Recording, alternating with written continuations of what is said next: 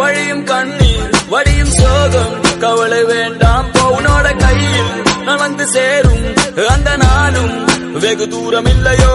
கவிஞனுக்கு கலையின் மீது காதல் வந்தது, அந்த கலையின் மீது கொண்ட காதல் உன்னை வென்றது. இருந்த போது முந்த மீது காதல் என்பது என் கனவில் வென்று வாழ்வில் வென்று